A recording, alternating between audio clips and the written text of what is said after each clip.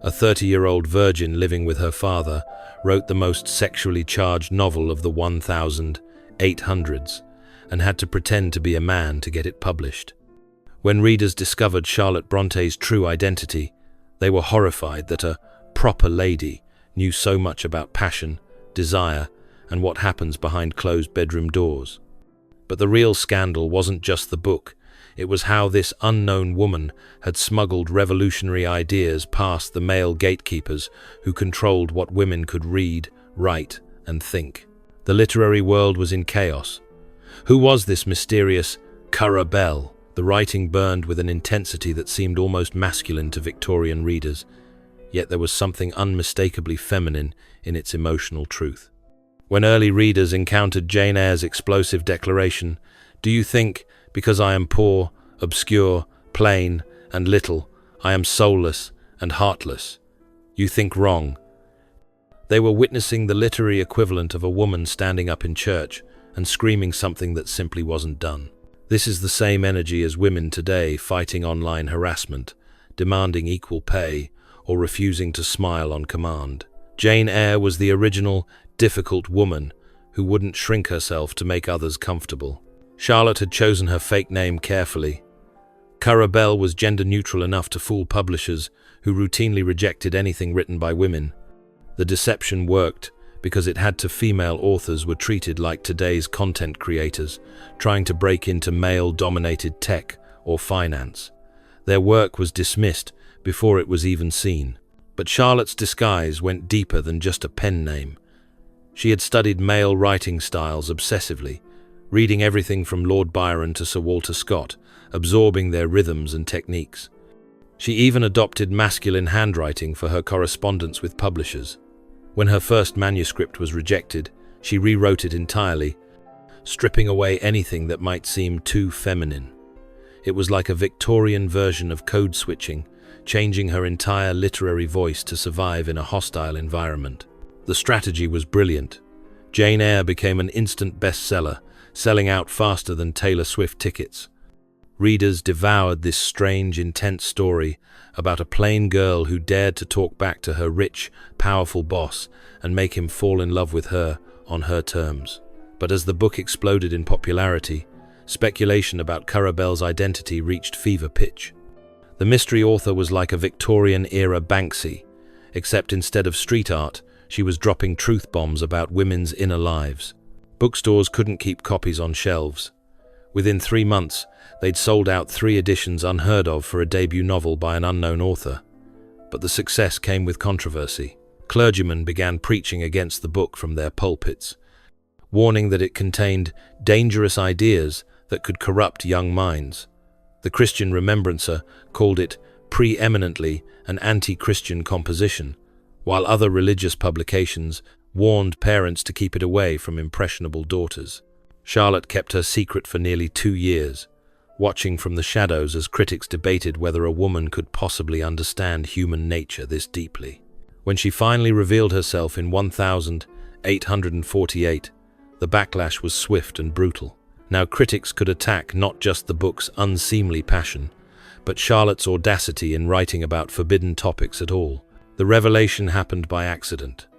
Charlotte and her sister Anne had traveled to London to prove their identities to their publisher after rumors spread that all 3 Bell brothers were actually the same person. When Charlotte walked into the Smith, Elder, Co. office and announced, "I am Currer Bell," the shock was immediate. George Smith, her publisher, later wrote that he felt like he'd been struck by lightning. The small, quiet woman before him had created one of the most powerful voices in English literature. What made Jane Eyre so dangerous wasn't her circumstances. Being an orphan was tragic but acceptable. It was her refusal to stay in her lane. In an era when women were expected to be Instagram pretty and TikTok quiet, Jane blazed with unfiltered authenticity. She was the girl who wouldn't pretend to be less intelligent to make insecure men comfortable. But Charlotte knew exactly what she was doing when she created Jane. She'd lived the humiliation herself. As a governess for the wealthy Sidgwick family, Charlotte had been treated like an inconvenience, neither family nor servant, ignored by the adults, and tormented by the children. She watched the family's daughters receive the education and opportunities denied to her simply because of her social class. One particularly devastating incident involved the family dog being fed at the dinner table, while Charlotte was expected to eat alone in her room. These experiences weren't just biographical details, they were the fuel that powered Jane's defiant spirit. Victorian readers had never seen a heroine like this. Previous female characters were either perfect angels or cautionary tales who paid for their mistakes. Jane was neither. She was passionate but moral, strong-willed but principled, like the women today who refuse to choose between being successful and being likable. The most explosive scene came when Jane, seemingly powerless and dependent, stood as her boss's equal and delivered the speech that broke the internet of 1847. Do you think, because I am poor, obscure, plain, and little, I am soulless and heartless? You think wrong. I have as much soul as you, and full as much heart. This was a governess, barely above a servant, demanding to be treated as an equal by a wealthy man. It was the Victorian equivalent of going viral for all the right reasons. But let's break down exactly why this scene was so revolutionary. Picture it. Jane has just learned that Rochester plans to marry the beautiful, wealthy Blanche Ingram. She's about to lose her job, her home, and the man she loves. Instead of accepting her fate quietly like a proper woman, Jane confronts him directly. She doesn't cry or beg or manipulate. She simply states the truth about her worth as a human being.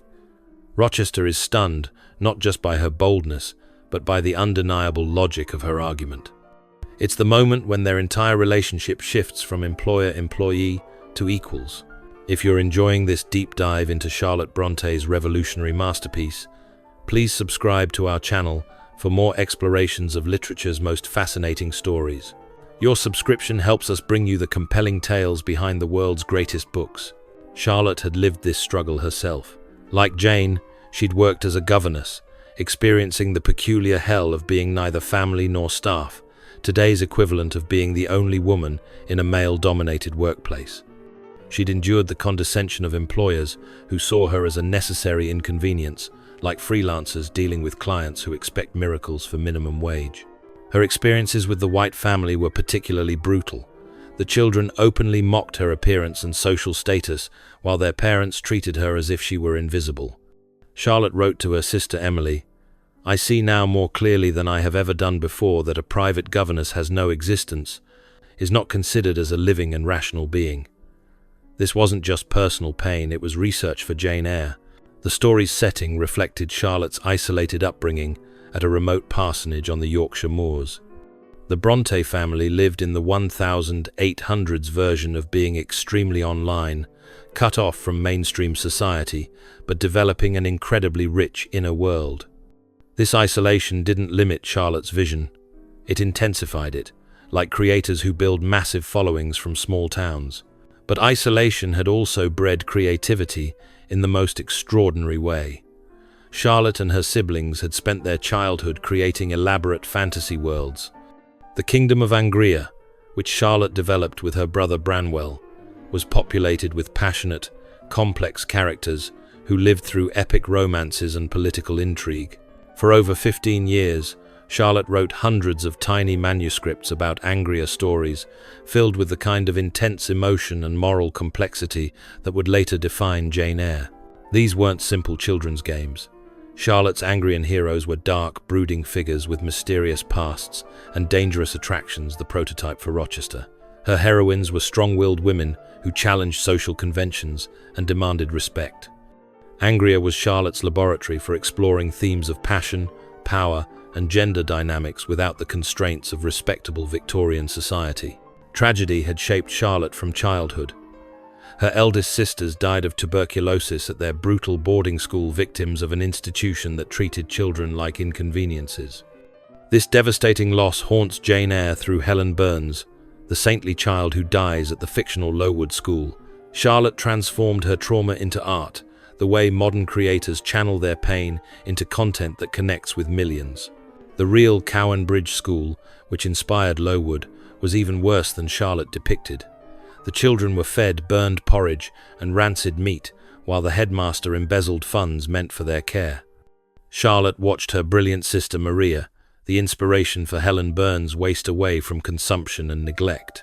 Maria, only 11 years old, bore her suffering with the same saintly patience that Helen shows in the novel. Her death marked Charlotte forever, instilling in her a fierce protective instinct toward the innocent and powerless. The novel's most shocking element was the madwoman in the attic, Rochester's first wife, Bertha, hidden away like a family secret. This wasn't just Gothic drama. It was Charlotte's way of showing what happened to women who expressed their sexuality too freely. Bertha represented every woman who'd been labeled crazy for wanting too much, feeling too deeply, or refusing to be controlled. Charlotte's inspiration for Bertha came from multiple sources. She'd read about the treatment of mad women in asylums, where wives could be committed by husbands who wanted to remarry or control their property. She'd also encountered colonial attitudes toward non-European women during her research about the West Indies. Bertha wasn't just mentally ill, she was the victim of a system that pathologized female desire and racial difference. When Jane discovers Rochester already has a wife, she doesn't stay and try to fix him like countless women trapped in situationships today. She leaves. She chooses herself over security, dignity over comfort, a decision that scandalized readers who expected women to accept whatever scraps men offered. But the wedding interruption scene itself deserves closer examination because it's pure cinematic gold. Picture the tension. Jane, finally happy after years of loneliness, stands at the altar in her simple wedding dress. Rochester seems nervous but loving. Then the church doors burst open. A lawyer and a stranger march down the aisle to announce that Rochester already has a living wife. The congregation gasps. Jane goes white. Rochester's face transforms from love to fury to desperation. What follows is even more dramatic. Rochester leads the wedding party to Thornfield Hall's third floor, a place Jane has never been allowed to visit. They climb the narrow stairs in silence. Rochester unlocks a heavy door, and there she is. Bertha Mason Rochester, snarling and violent, tended by a keeper like a dangerous animal. This is Rochester's wife, the woman whose existence makes Jane's marriage impossible. The second key symbol was Jane's plainness. In a world obsessed with female beauty, Charlotte created a heroine who won through intelligence and integrity rather than looks. Jane was the anti-influencer, succeeding not because she was Instagram perfect, but because she was authentically herself. Charlotte's decision to make Jane plain was revolutionary and deeply personal. She herself had been considered unattractive by Victorian standards, small, with irregular features and poor eyesight. She'd watched beautiful women receive attention and opportunities denied to her, and she'd internalized society's message that plain women were worth less. But in creating Jane, Charlotte flipped that narrative. Jane's inner beauty, her integrity, intelligence, and strength makes her irresistible to Rochester in a way that physical beauty never could. Rochester himself was Charlotte's version of the dangerous bad boy, dark, mysterious, morally questionable, yet capable of growth through love. When Jane first meets him after he falls from his horse, she doesn't know he's her boss, which lets Charlotte establish their relationship as equals, rather than through power dynamics. That first meeting scene is crucial to understanding their entire relationship. Jane is walking alone on the moors at twilight when she hears a horse approaching. The rider is thrown when his horse slips on ice, and Jane rushes to help. She has no idea she's assisting her employer to her. He's just a man who needs aid. Rochester is struck by her lack of deference, her natural concern, her complete absence of coquettishness. For the first time in years, he's talking to someone who sees him as a human being rather than a title and fortune. The Gothic mystery elements, the mysterious fires, eerie laughter echoing through the halls, the shocking revelation of the hidden wife weren't just atmosphere. Charlotte used these dramatic twists to explore deeper truths about passion, madness, and what happened to women who wouldn't conform. Every horror movie trope served a purpose. The fire scenes, in particular, showcased Jane's heroism in ways that subvert traditional gender roles. The first fire occurs in Rochester's bedroom. Bertha has crept down from her prison and set his bed curtains ablaze while he sleeps. Jane discovers the flames and saves his life, not by screaming for help like a typical Victorian heroine, but by grabbing water and putting out the fire herself. She literally saves the hero, instead of being saved by him. The second, climactic fire destroys Thornfield entirely. Rochester attempts to save Bertha from the flames, but she jumps from the roof to her death. In trying to rescue her, Rochester loses his sight and his hand injuries that symbolically level the playing field between him and Jane. He's no longer the powerful master. He's a man who needs her as much as she needs him. What made Charlotte's approach revolutionary was how she embedded sharp social commentary within an addictive romance. Readers came for the brooding love story, but encountered penetrating observations about power, gender, and worth, like watching a rom-com that accidentally teaches you about systemic inequality. The novel's climax was perhaps the most radical element of all. Jane inherits money from her uncle and can finally marry Rochester as his equal.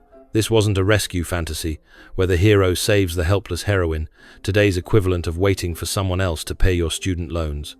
Jane saves Rochester, both literally from the fire and metaphorically from his past mistakes. She chooses marriage only from a position of strength and independence. Jane's inheritance comes at exactly the right moment, but it's not coincidental. It's Charlotte's careful plotting to ensure Jane's autonomy. The money comes from John Eyre, her uncle in Madeira, whom she's never met. But here's the twist. John Eyre is also connected to the Mason family, Bertha's relatives. In a sense, Jane inherits the money that originally trapped Rochester in his disastrous first marriage.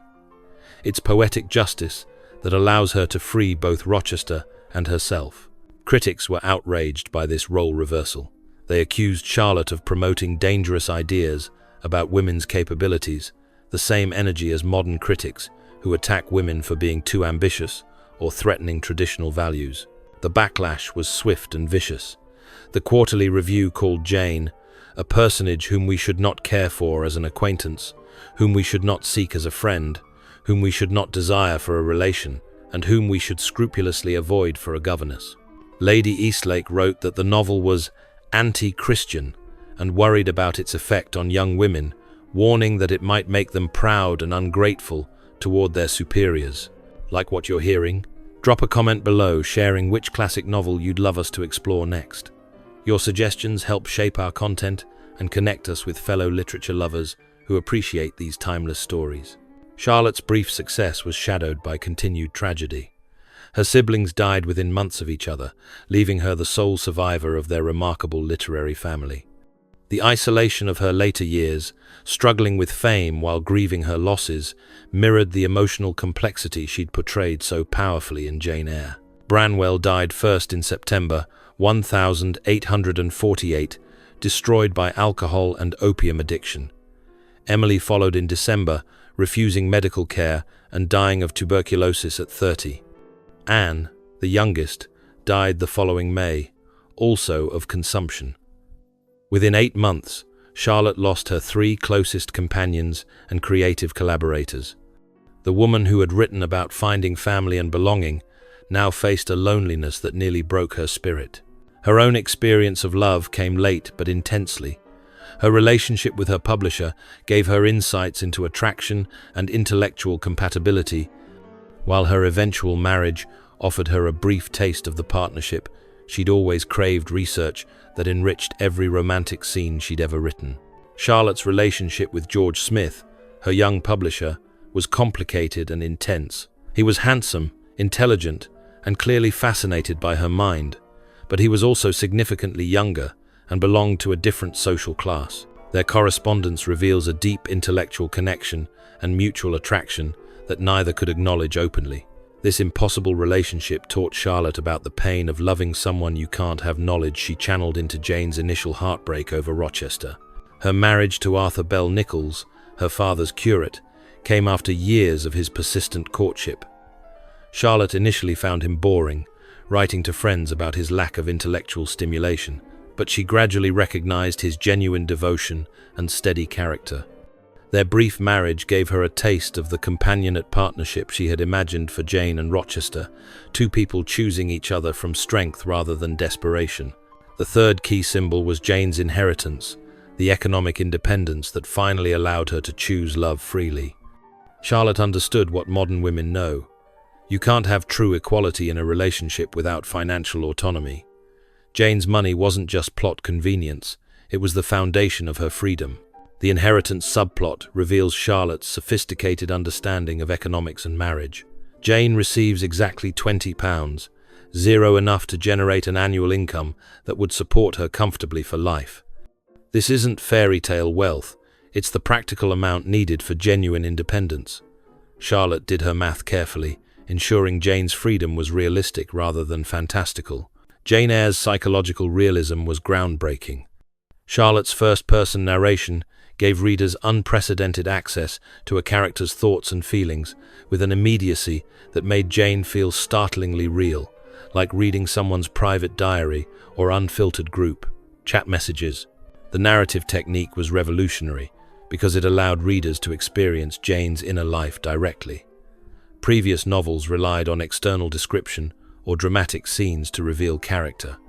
Charlotte put readers inside Jane's mind, sharing her doubts, desires, and moral struggles in real time. This intimacy created an unprecedented emotional connection between reader and character. The influence on later writers was massive. Authors from George Eliot to Virginia Woolf built on Charlotte's pioneering portrayal of female consciousness, creating space for complex, flawed, fully human female characters rather than perfect angels or tragic victims. Modern readers connect with Jane Eyre because the fundamental conflicts Charlotte explored remain painfully relevant. The tension between passion and principle, the struggle for dignity against social constraints, the quest for love that doesn't require self-sacrifice. These battles play out daily in dating apps, workplaces, and family dynamics. Jane's insistence on equality in marriage, her refusal to compromise her integrity for security, and her determination to remain authentic while loving another, continue to resonate with anyone trying to balance independence with connection. Basically everyone on social media, sharing relationship advice. The novel's continued relevance shows in its endless adaptations. Every generation finds new meaning in Jane's story because the core conflicts never disappear.